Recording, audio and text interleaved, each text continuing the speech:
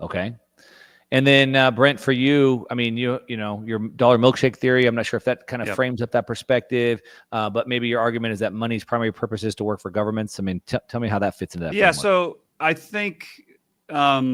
think largely this topic gets down to what people want versus what actually is. And I stress that point all the time, but I stress it all the time because I think it's really, really important. And the reason I think it's really important is most of the people I interact with, I'm interacting in the financial space, right? The investment space, people's nest eggs, people's retirement, people's, uh, their assets, and nothing is more important than that, than other than maybe their families. And so I think it's really important to deal with reality when you're dealing with other people's money, or assets, however we want to define that term. And I think from a philosophical standpoint, I'm probably very much in line with you guys on what I would like money to be. It's just my experience that that's not what it actually is. And I think, this is my opinion, and I know people disagree with me, I think most of history would back me up on that. It's not to say that there hasn't been a time or there couldn't be a time when money was chosen freely by the market and it was entered into in voluntary exchange. I just don't think that that tracks with much of historical record. And so I think that's the kind of the point that I typically try to get across when I'm talking about these issues. Okay. So there's a difference of what we think it could be, what we want it to be, and versus what it is. So to your point, it's sort of like made up in our mind, but the government's really going to exert its power over what they want money to be. Yeah. So I'll give you a really good example, and this will tie perfectly in with all of Lynn's work. And listen, Lynn's great, and Lynn has done incredible work. And I read her book, Broken Money, and I like the title, Broken Money. I think it's very apropos, but I think it's very apropos from the individual's perspective. I don't think it's necessarily apropos from the issuer's perspective. And so I think for the most part, money is working for those who issue it.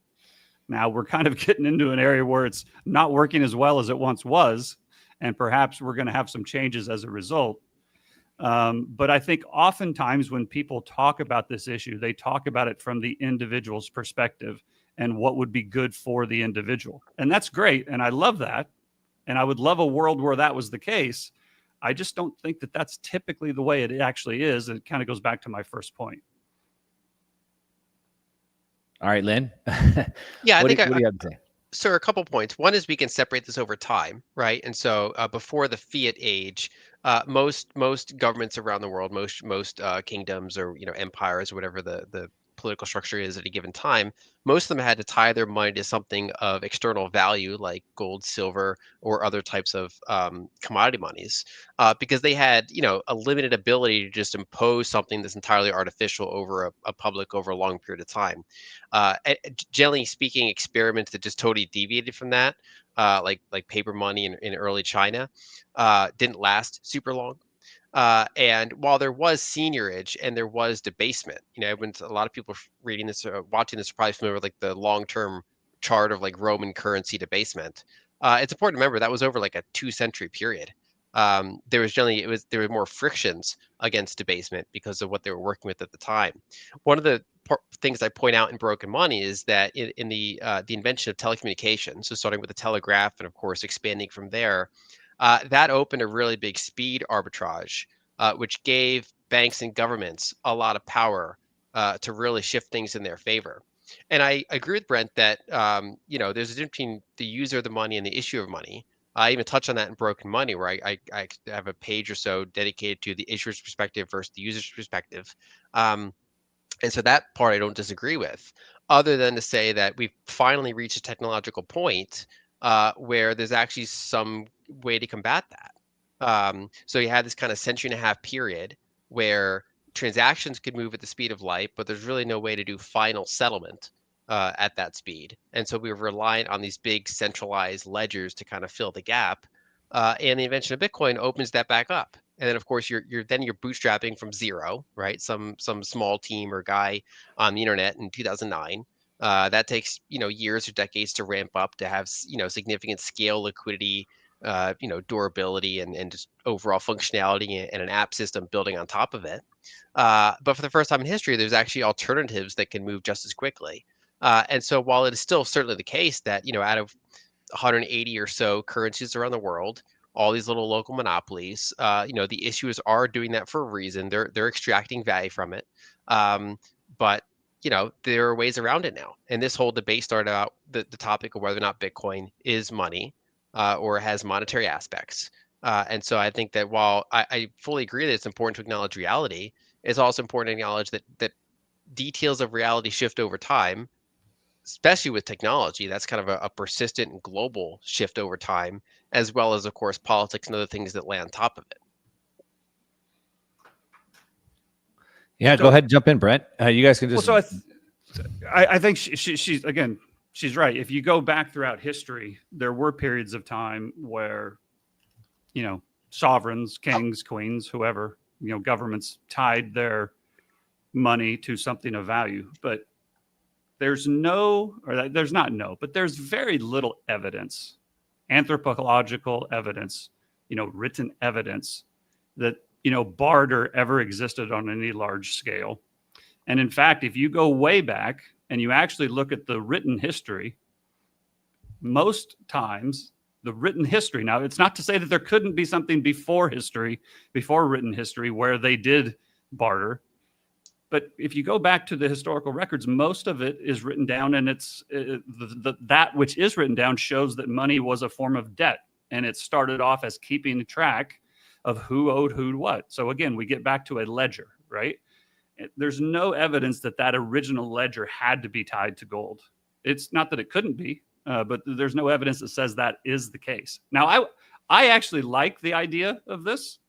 But when I've done the research to actually find the evidence, I can't find it. So if you can find the evidence that shows that money was derived from something of value, and then the kings or queens or sovereigns adopted it, I'm open to that. But that's just not the historical information that I have found. But there's plenty of information arguing the other way, saying that it was actually a system of credits, a system of debts. And that was kind of imposed by the sovereign. That was the way the sovereign provisioned for themselves. Now, perhaps it wasn't an organized government like we think it is now. But if you go back to, the whole clan of the cave bear or whatever it was, the biggest, strongest guy kind of said, this is the way things are going to be. And there is evidence that is the case. But there's not a lot of evidence that, we traded fish for goats and then goats for strips of leather and then strips of leather for shoes and it's a nice way of explaining things. And it's a nice way to talk about how things could have developed in a free market where there wasn't an imposition from some big mean guy or girl, dictating to us how to act. But the historical record just doesn't back it up. And so, we kind of get into a little philosophical thing of here. Is money what the sovereign demands? Is it the token demanded by the sovereign in the form of tribute? Or is it the most marketable commodity that is chosen by free individuals? I certainly like the second one a lot better. I just haven't found a lot of evidence to support it.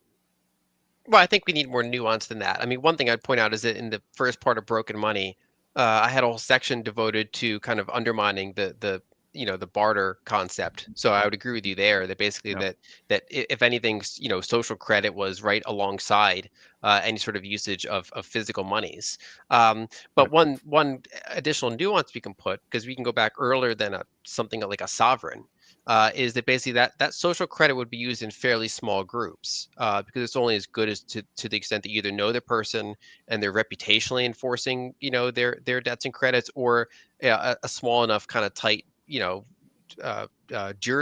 someone who can abjure and say that this agreement is valid.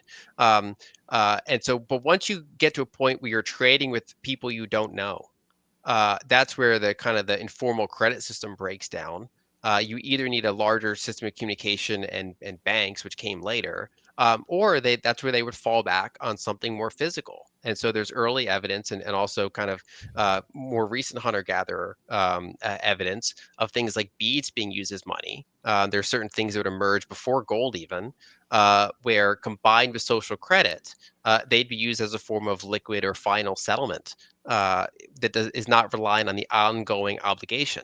And then when we look back at like the earlier records that we have, like some of the earliest forms of writing, like in Babylon, even then the sovereign's money was tied to something of physical value, things like grains, things like silver, but that of course came later than the whole the Paleolithic period. So I'm right there with you that money goes back to social credit, at least alongside commodities, maybe not instead of it, but alongside it. But it's not like it merely originated as a tool of the sovereign, because all of this discussion even pre-exists as something like an actual sovereign in small social groups, as well as just between groups that otherwise don't know each other. So even then, money is a superset of just a form of control or form of issuance of a sovereign. It's something that emerges, but then also at times is imposed, depending on the region. But even when it's imposed, it often has to have some tether to reality. Otherwise, it's generally not very long lasting. It's easy to disrupt. It's so easy to game that it just goes away, and then you have to start fresh with something that's more tied to reality. Lynn, would you also say that, sort of going back, predating the sovereign, as you said, sort of Paleolithic origins, they used different forms of money to sort of help with the trade barrier, and maybe the sovereigns also used a form of money, but then maybe to better coordinate the trade within their kingdom, maybe starting out wanting to help trade in the beginning, maybe moving to more control later when they found out they could debase the currency or something like that. Yeah, well, there are early technologies that are so basic that we don't consider them technologies today. So things like bills of exchange on papyrus and then later on paper, things like coinage. So instead of, like sorting out, silver dust or something when you're trying to trade with someone, or little chunks of like irregular chunks of silver in exchange for something, anything that kind of unifies or greases the transaction speed ahead of time is useful. So coinage with a preset amount of metal, maybe ridges around the edge to prevent shaving, or some sort of like stamp on it to kind of make it harder to falsely reproduce. These were early technologies. And then later, things like the printing press would dramatically reduce the cost of these paper instruments that could be used as proxies. So yeah, a lot of these things developed because they solved actual problems that people had. And then those running a system quickly find that they can game it. They can, make a coin that's 90% gold or silver. But then when they have trouble doing the finances, and they if they tax too much, the people get angry. They don't spend enough, the people get angry, or they want to do a war that's not very popular. Then as they get tax revenue, they can remelt the coins and make them, 80% gold or silver, spend more back in. Initially, they benefit from the Cantillon effect. So the initial spending, the soldiers' salaries and so forth are still kind of treated the same way. The government basically spends more than they taxed. And then as that increased money circulates more and more, there's, supply demand mismatches and prices start to go up after the government already got their full worth from spending it. And so these kind of exist as error corrections over time. Now there are some times where someone just sets out from the beginning and decides, I'm going to steal people's value secretly. Yeah. But it usually is a little bit more, I would say, discreet than that, which is a combination of solving a problem, but then using the error correction in your favor, basically. Brant, go ahead. What do you have? Well, again, I think we could probably sit here and talk about this stuff and agree on 90% of it. I think the interesting stuff gets into the 10% where we disagree. And that is that the biggest tool that any government has against their citizens is violence, right? They have a monopoly on violence. That's why it's illegal to, walk up and hit somebody else in the head with a 2x4, right? Now, if they do it, they have a way of justifying it, and it's for the greater good, and they have all these reasonings behind it, but they want to be the monopoly power on that. So that is their number one tool to get the populace to do what they want. And then they tell stories about, we do it on your behalf and all this kind of stuff. But at the end of the day, it's a power structure. The second biggest tool that they have to get people to do what they want is money. And in some ways, they can provide positive incentives to get people to do what they want. And in other cases, they can impose duties to get what they want. But the idea that the sovereign who has a monopoly on violence, would lay down their power to the citizens because the citizens have money of their own, I think that is a little bit of a contradiction if you understand power structures to begin with, right? If I have the power to walk over and take your gold from you or your Bitcoin from you or whatever it is, why on earth would I stay subservient to you if I didn't like you and you were trying to get me to do something because you had the money and I didn't? So to me, it's very, very hard to separate the two. It's very hard. It's not impossible. And if we had benevolent leaders and altruistic politicians and kings and all these things, it's not that it isn't possible. It just, for me, it doesn't square with reality. And because it doesn't square with reality, and because I think it's very hard to separate money from power, this is why I fall back on whether something is money or whether it is not money. I fully admit that Bitcoin could be money. Seashells could be money. Gold could be money. But I don't think any of those are right now. They have many qualities that would make them an excellent type of money. And they have many qualities that would be very advantageous to the individual if they were money. But then we get back to the power structure again, is why would those in power want to give an advantage to those they are trying to subject? And it just, I can't get there. I mean, just because I don't think that, I don't think those who give up power remain in power for very long. And those who have ever had power very rarely like to give it up. And so I have a hard time seeing a government instituting or issuing a currency or a money or accepting a money which they cannot control or that they don't have some control over. Now, maybe they don't have to have full control. Maybe they don't have to have a perfect system that they get all the advantages and the individual gets no advantages. But I think if you, on the scales, I think money is always going to advantage the sovereign versus the individual. Now, there's some big advantages to giving some advantages to the individual. If you can convince people that they are working for themselves and they are making money for themselves and they get to keep some of the spoils, and as a result, they get to have certain advantages over some of the other citizens, then those people may work harder and provision the government better and all these types of things. And you get into a system which is much more efficient, much more productive. The workers are happier. But it's still a power structure. Even under that scenario, it is still a power structure. And I think if you ever get to a point where the citizens have more power than the government is not going to last very long. Now, the big exception to this rule is the United States of America, right?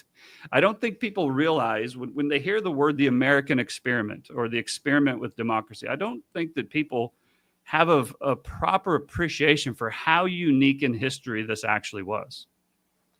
It's the first time in history that the legal document talking about the government set rules out for what the government could do rather than what the citizens could do. And, a big part of that was money, right? And that's why initially there wasn't a fiat currency in the U.S. And so I'm probably just kind of rambling here at this point, but to me, it's very important to get the point across that it's not that we can't have a great system where money benefits the individual. It's not that we've never had one, but I think the idea that we are going to have a fully functioning government and a money that works for the people rather than the government is a beautiful, beautiful dream. But I just have a hard time seeing it implemented in reality. I want to pass that to Lynn, obviously, but just to summarize that. So the problem that you see is potentially maybe we've had the free money in the past. The governments now have control of it. And number one, you see a hard time where they would ever give up control.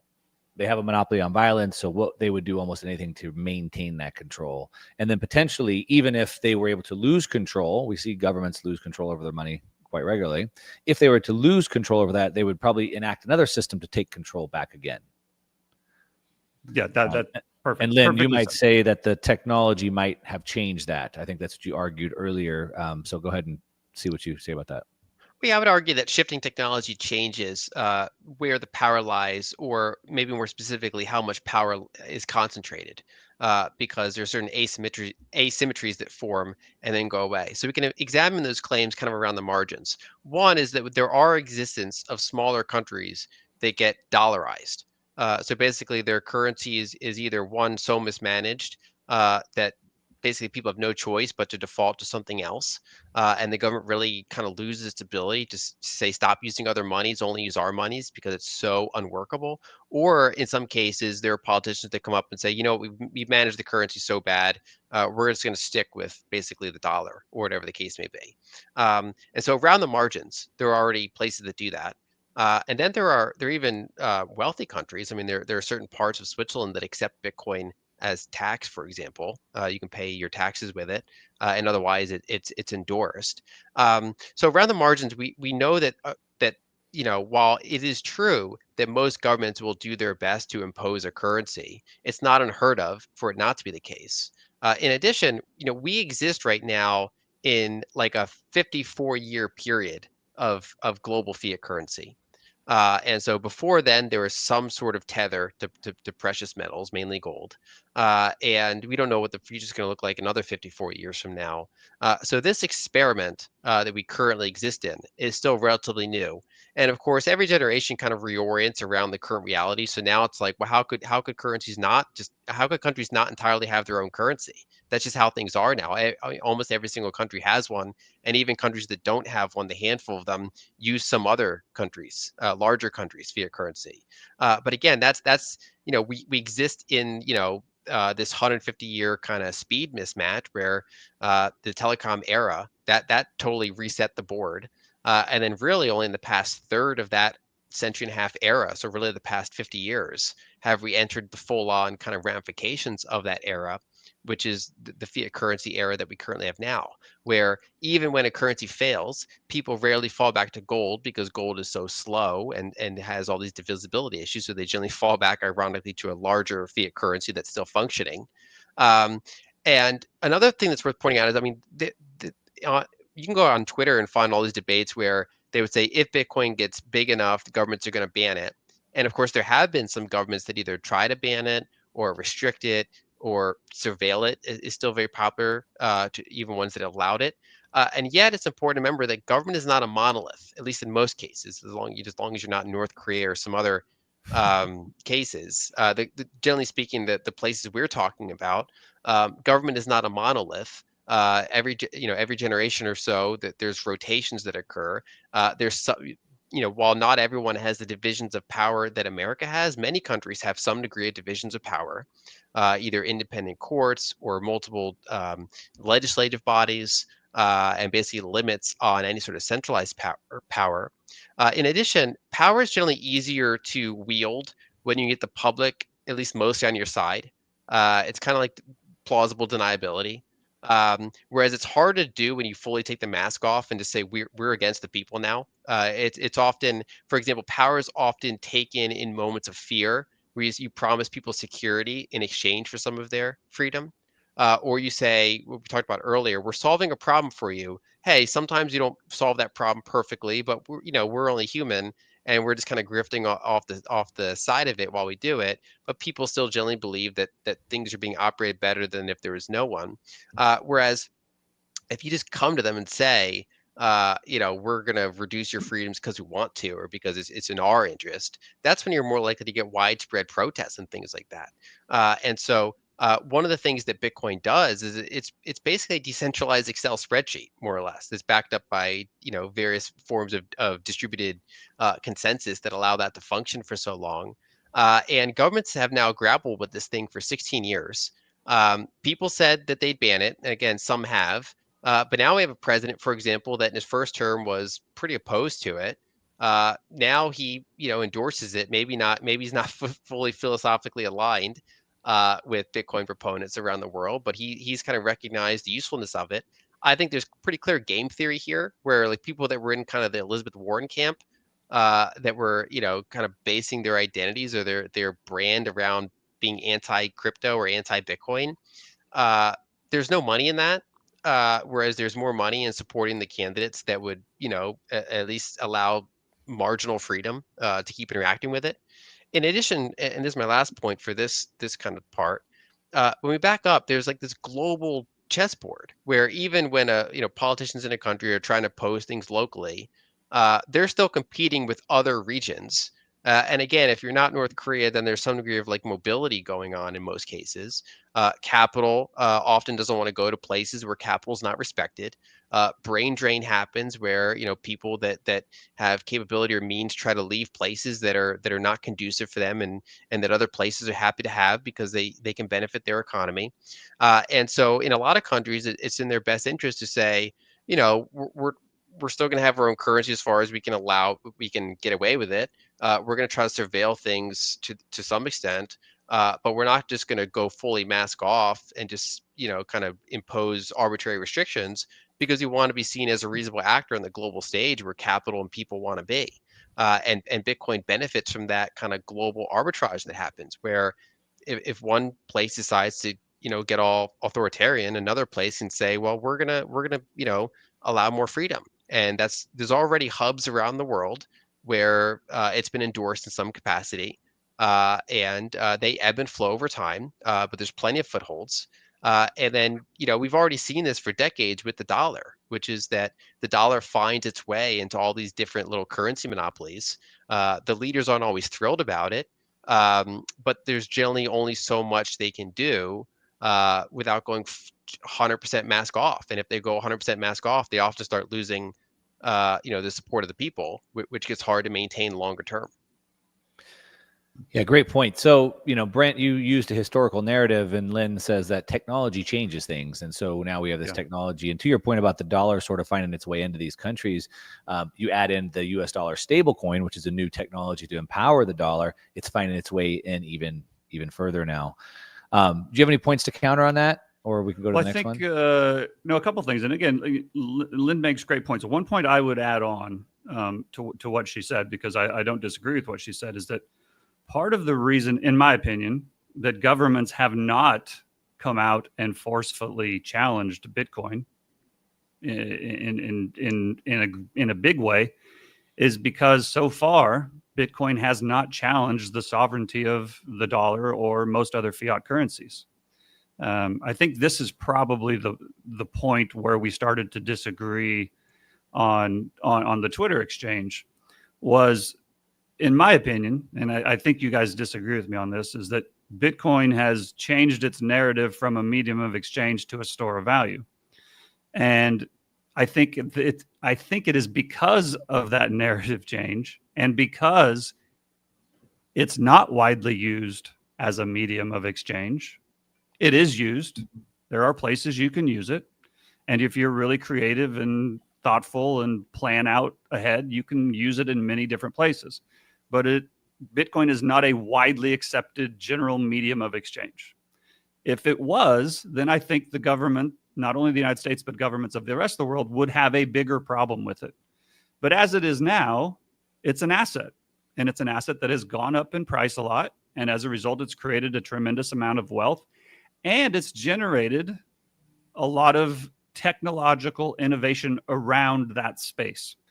And some of that technological innovation around that space, I would argue, is being adopted by the United States government to even further cement the US dollar as the global reserve currency rather than have it challenged.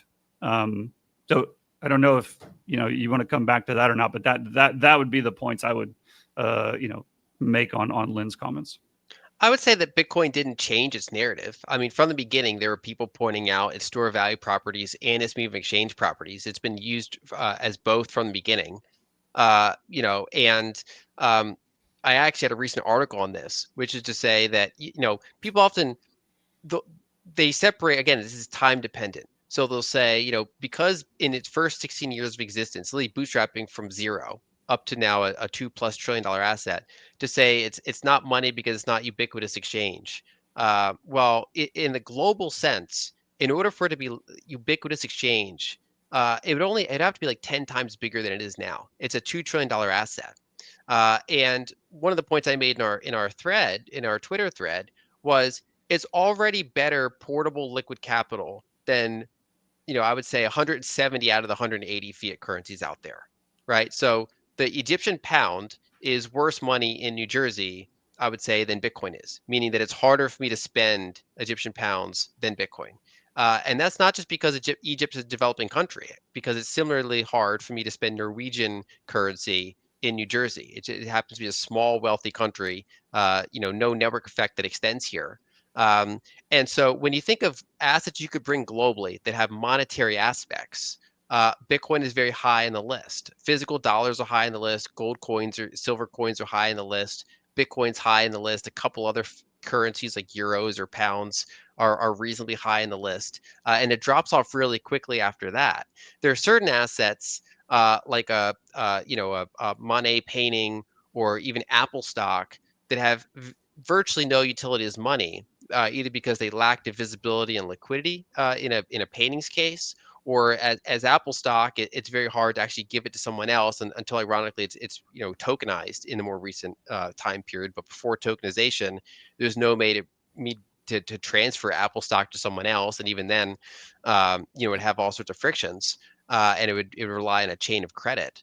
And now we exist in a time where there's a spectrum of how much monetary aspect something has. So something that's like a painting has basically zero monetary value other than this a liquid store of value that can be self-custodied.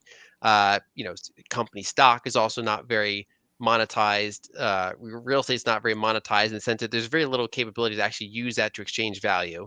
But when you go toward things like silver coins, gold coins, or Bitcoin, then it starts having pretty significant monetary properties. And even though there's no country where there's enough density, like a top-down monopoly, so far, at least in the first 16 years, it still ranks pretty high globally for places you could use it. And I mean, I'm not sure if I assume Mark has bought and sold things in Bitcoin. I have.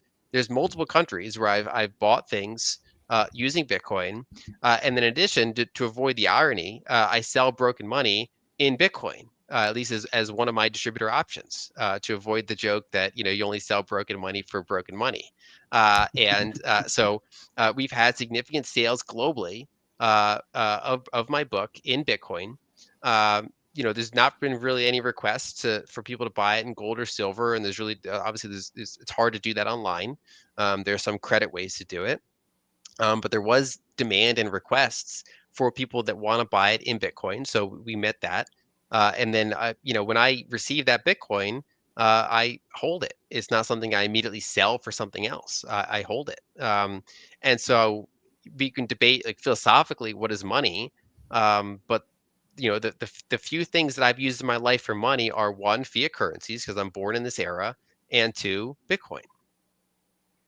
Well, I so want to give Brent a chance, because I Yeah. know this is the disagreement part. I do want to just say, last summer I did take my family over to Europe, and we spent about a month going through Italy and Greece. And as I walked around all the streets there in all the major cities, and as walking by all the money changers that are there, lots of them had Bitcoin listed along with the other currencies that they convert.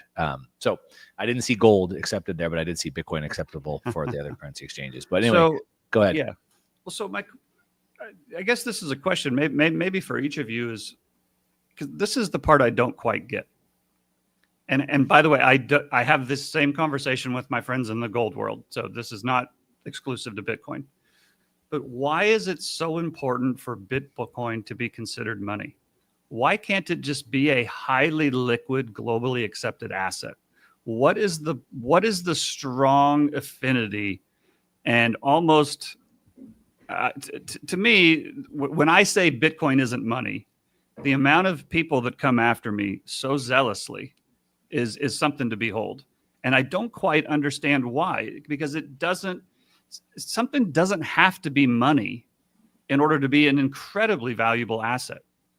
So what is I don't want to call it obsession because that'll probably trigger people, but what is it that do you think the industry so much wants Bitcoin to be considered money? I would actually argue it would be better for the industry if you guys didn't advertise it as money and just advertised it as a store of value or an asset, because then you're going to be less likely to run into regulatory hurdles or challenges from legal authorities. So this is a question for me, like what is it about it needing to be money that you think is so ubiquitous within the industry?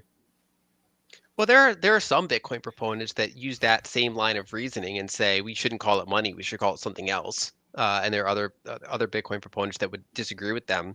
I think that it's important to separate whether or not something has the functionality of money versus whether or not it's currently used widely as money at the current time.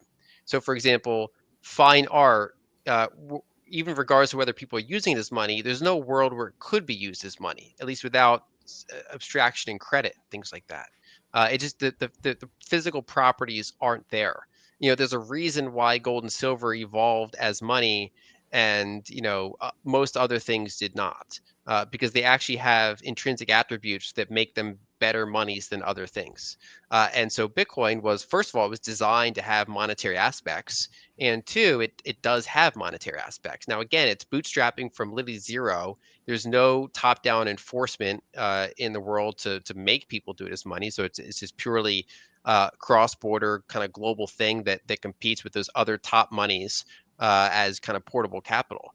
I've generally argued that medium of exchange usage, at least at a wide scale, would take a very long time, and that right now, basically what it is portable capital for the most of its value, which is to say it's capital that you can hold, that's liquid, rather fungible, and that you can pretty safely self-custody and bring globally in many aspects, which is a very novel aspect. And then you can find ways in those jurisdictions. You can't always buy your burrito with it, but you can usually find someone to exchange with you with liquid capacity, and then go out and buy the burrito, whatever the local casino token is for that particular jurisdiction. Because that's kind of what fiat currencies are. They're these little tokens that are issued by the local authority.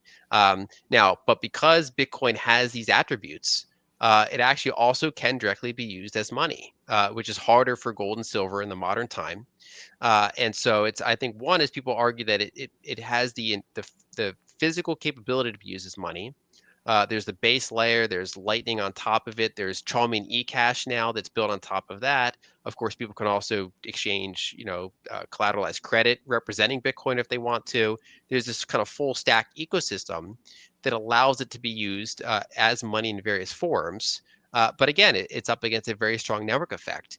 And then, often the Venn diagram of people saying it's not money and people saying that it has no value or shouldn't be held, there's a lot of overlap in that Venn diagram. Not 100%, because again, there are people that like Bitcoin as an investment, that don't like to call it as money, or either philosophically don't believe it or think it's more convenient not to label it like that.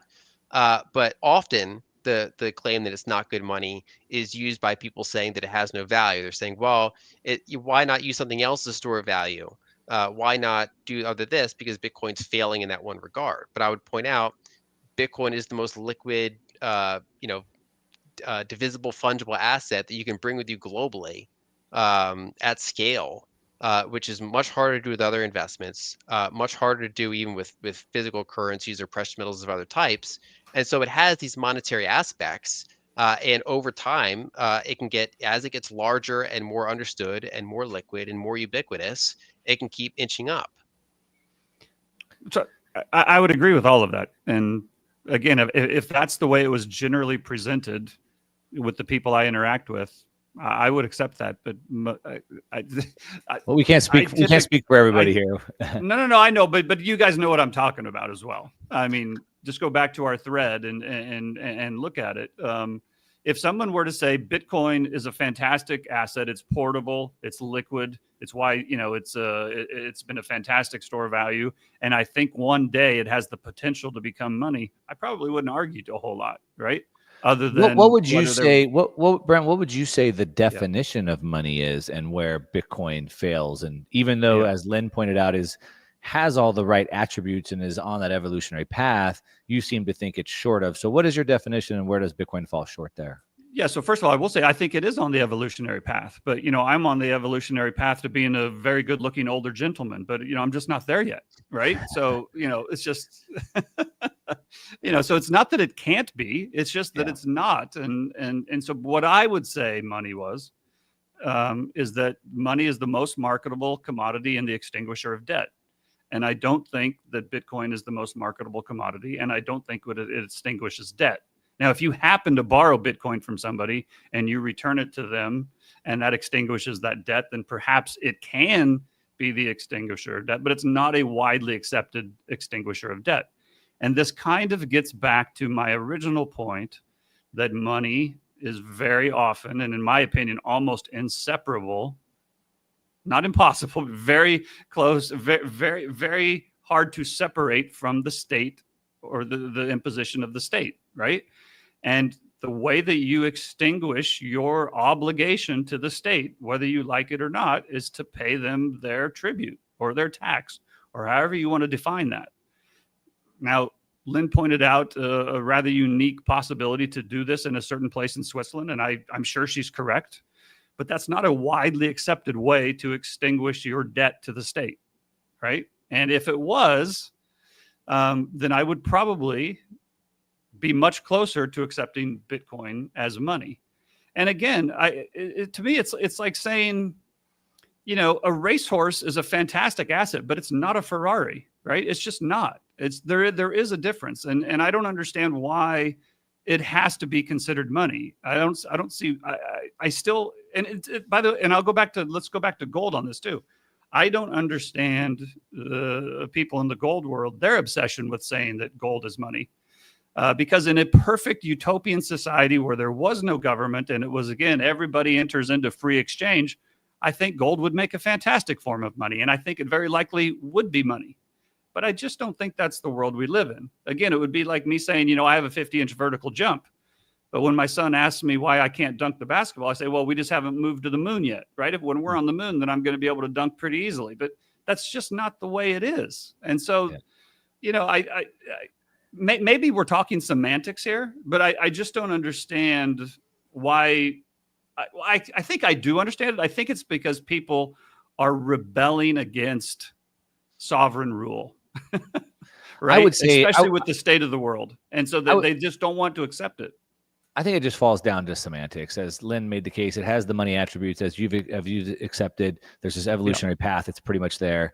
And it really comes down to a couple of nitpicky things. And I would say, I don't want to speak on behalf of the Bitcoin community, as you're saying, but I think it just fits our definition of money. And so we say that. I think most Bitcoiners don't really care what the government thinks about it. That's the whole point we have Bitcoin. So we're not looking for any official definition. Well, they used to not, but now they do. Right. I want to move on to be respectful of everybody's time here. I have one more topic that I want to get through, and that is the last topic is about the difference or maybe the competition or the fight over individual freedom versus systemic stability. And so I think one of the things that you think there, Brent, is that the dollar is part of that systemic liberty, and you've made the case that it's sort of against maybe best interest of the individual. And so we have to sort of balance that. And I think Lynn would argue in Broken Money that the store of money is one of freedom, or the story of money, I should say, is one of freedom versus control. But then, Brent, you're saying that governments use the dollar for stability and control. So, Brent, maybe you want to explain your side of that balance of freedom versus systemic stability? Yeah, I think if you look back across all of history, the times where individuals had freedom to do what they wanted was a pretty small subset of that overall timeline. It's not that freedoms didn't exist and there wasn't some degree of freedom, but I would argue that the last 50, 60, 100 years has warped our understanding of what history has been. For much of history, individuals didn't have a lot of freedoms. Again, this experiment with democracy that the United States has gone through is pretty unique in history. And so the idea that if for much of that history, individual freedoms were not as great as they are now, it's hard for me to understand how then they also had all this freedom to just choose whatever money they wanted to choose. Again, to me, that's a contradiction. Again, I'm open to being shown where I'm wrong here, but to me, that's a contradiction. I should also say, if you are a proponent of Bitcoin because you think it is the best way to fight for the rights of the individual, then I applaud you. I think it's a worthy goal. I think it is a fantastic objective. And if successful, I would applaud everybody involved in it.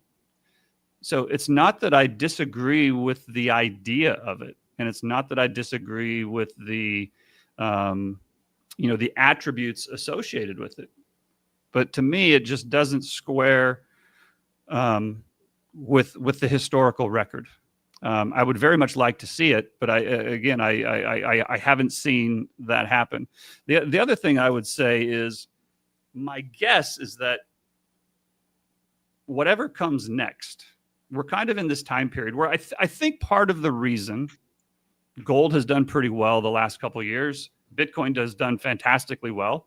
The best performing asset in history, by most measures, is because we are kind of coming into a period where the money is not working as well as it was. And that, going back to Lynn's book, Broken Money. And I think we're getting into this period where a lot of people who maybe 50, 60 years ago would not have recognized the problems with fiat money or with money issued by the government are now starting to recognize it, right? And so I think in some ways they're planning for what comes next. And I think, I don't know, I'm open to being wrong. I think what comes next is probably, rather than more decentralization of money, probably more centralization of money. And rather than more freedoms for the individual, probably less freedoms for the individual. Now, this is not what I want. Let's be clear. It's not what I'm hoping for. It's just that's where I see the pendulum swinging. And if we are going to have, for governments to keep control, I think they are going to have to impose more control. And that makes it very hard for me to then also accept that they are going to, at the same time, allow more freedom of choice around what quote unquote money is. I think a big pushback I would point out there is that options are important. So generally speaking, when a government sees that there's zero risk for doing what it's going to do, it'll keep doing it. It'll keep doing more of it. If the whole population is just unilaterally disarmed, for example, in multiple capacities, then the government basically has no check against it. The introduction of abilities to push back on it, right? So in the United States, people talk about the Second Amendment that way, but then even in the other types of armament, it's tools. It's Bitcoin. It's also things like communication processes. There's a reason if you read the Communist Manifesto, when they talk about how to implement their communism, they wanted to centralize all money and communication because they correctly viewed that as a challenge to what they want to do. And so things that provide decentralized alternatives that exist and that are robust make it pretty hard for them to have a complete monopoly over those things, monopoly over communication, monopoly over everybody has to use the same ledger and there's no leakage toward these alternative ledgers. The fact that these other things exist kind of keeps them to some degree honest. And we can look at other countries as examples of this. So because the dollar is something that exists, it kind of holds a lot of other fiat currencies partially in check. And so, for example, in Egypt, when their inflation is out of control, people will go on the gray market or black market, wherever it is, and they'll buy physical dollars outside of what Egyptian government's saying the official exchange rate is, and they'll do it. They'll also do it with gold, and then they do it with less liquid things like real estate. In Nigeria, they'll do it. It's a little more tech savvy. They'll do it with Bitcoin and stable coins and things like that. And so, any time where the tools are available, and then importantly, they're also, people are familiar with and able to use the tools. They know about the tools. They communicate the tools to other people. These represent organized pushback, and it makes it harder for the government, a kind of malicious government, to do what they want to do if it's not popular. And so that's why things like education on the tools matter. That's why developing those tools makes sense. And that's one of the reasons. I mean, I do venture capital in the Bitcoin space to help build those tools. In many cases, I also donate to organizations without there's no return from that, just because I think it's good to exist. So rather than say talking about what I'd want to exist versus what does exist, I think it's important to acknowledge what exists, acknowledge the tools that, for example, the state has in this case. They do have a lot of powerful tools to impose things, generally speaking, because they can get some percentage of people on their side. As long as it's their person in charge, they're generally fine with giving that person power. They often lack the foresight to say, well, what happens when the next person comes in power? It's not my person anymore. They forget that part. But building these tools and making them available is an important check on power.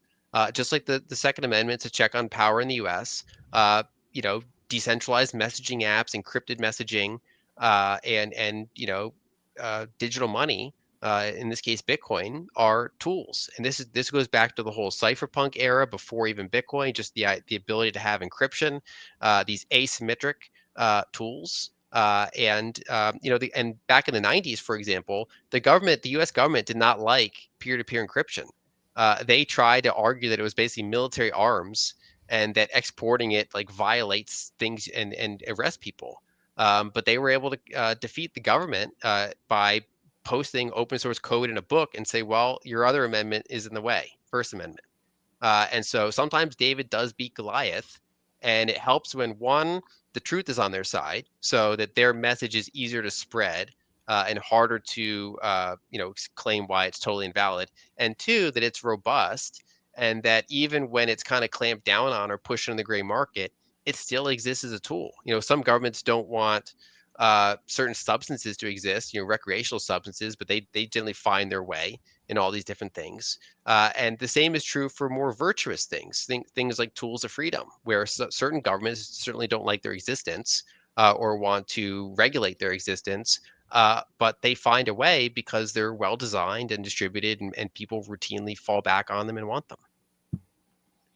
So do you guys, just curious, I think we all agree that Bitcoin is an asset that has performed extremely well.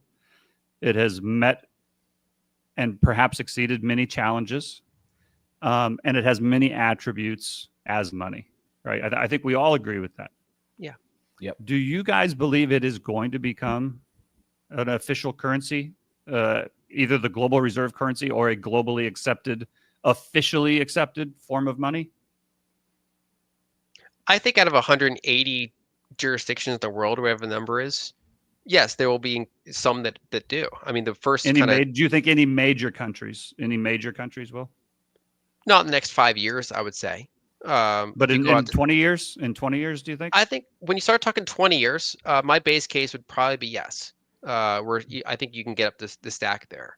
I think that the next step is to basically get as big as gold, right? So Bitcoin is about the 10th of the size of the estimated gold market. That goes back to your earlier point that Bitcoin doesn't have to be money to be valuable. Gold is the most valuable liquid asset in the world. It's in the market. The gold market's bigger than the market for any individual stock. It's bigger than the unlevered monetary base of any country. Um, and so it's super valuable for what it is. I think Bitcoin can reach that scale because it has some pros and cons versus gold, but overall is I think of similar utility even without being money. But then also it has certain advantages that enable it to actually function as money with a full stack of either um, custodial or non-custodial ways to move it around. And so we saw El Salvador dabble with it. Now, forces above them would push back on them to varying degrees. But officially, you had Bitcoin touch the status of legal tender. And there's around the margins, there are jurisdictions that'll say, "Hey, we can accept taxes in Bitcoin. We'll be this little hub that capital of this place wants to go to." And I think when you look out 5, 10, 20 years, it becomes increasingly probable that larger and larger entities will entertain the idea, especially if they say, well, our competitors are not doing it. Because I agree with you that a lot of countries will push back every step of the way against that. But then there are other ones that are perhaps maybe a little bit more elegant, or saying, we want to have control, but we can use our opponents like force. We can be a little bit more flexible, so we give up a little bit of our control to have more control, because more capital want to be here, more people want to be here, especially the types of people that we think are very productive if you're that government. And so I do think that there will be some places that probably just say, hey, if you want to pay your taxes in Bitcoin, that's fine. We're gonna make it not a taxable thing to move around and spend. And it starts out with something that looks like a city state, and then yeah, could progress from there. Okay. Just Yeah. not super soon. I'd be first to say it. I think it's a long time frame. It's not next year, probably. It's not, I would say, probably not 5 years for any larger type of entity. But yeah, when we look out later in our lifetimes, we're talking 20 years. The world's a big place, and there's kind of a arbitrage there for those willing to take it. Can I ask one last question? I know you're trying to wrap it up, Mark. I have No, another go ahead. question. Ask your question. Make your closing argument. Do you guys believe, somewhat related to what you're talking about? I mean, generally, at least in the U.S. and in the Western world for the last, call it, I don't know, 50, 60 years, I would argue that in some ways, even though the government has maintained control and imposes control, they kind of sort of do it on behalf of a established elite, however you want to define that, right? Very wealthy individuals will donate to political campaigns. Those politicians will get into power, and then they will, impose regulations or rules or whatever it is that tend to benefit their benefactors, right? Would you guys agree with that or not? Because if not, I'll stop right there. Yeah, I would agree. To enrich the minority control. Okay, Yeah, so for the most part, do yeah. you guys believe that if we move forward in time 15, 20 years and Bitcoin is now $1 million rather than $100,000 or what, pick your number. I really don't care what the number is, but in more incredible amount of wealth has been created by those who hold Bitcoin. And as a result, those who have amassed this great wealth start contributing even more to political campaigns than they have in the last few elections. Do you think that the people who currently own Bitcoin are of a substantial character and personal, moral fiber that they would not look to have, those politicians put things in place that would benefit them as opposed to the many? I think on average, I think there's especially in this early case, there's generally speaking, a forward thinking aspect statistically to the group, and that they're, when you generally poll them, you're probably going to get more freedom oriented types of philosophies. But of course, things change over time. Power corrupts. So I certainly think that some of those in power can change their tune, or those that have a politician willing to listen to their power. Um, but power exists in different forms. It's things like mineral rights, or things like what favors the industry that they want to operate in. It's not always over the ledger of money itself, especially if they spent years or decades uh, you know going up in Bitcoin.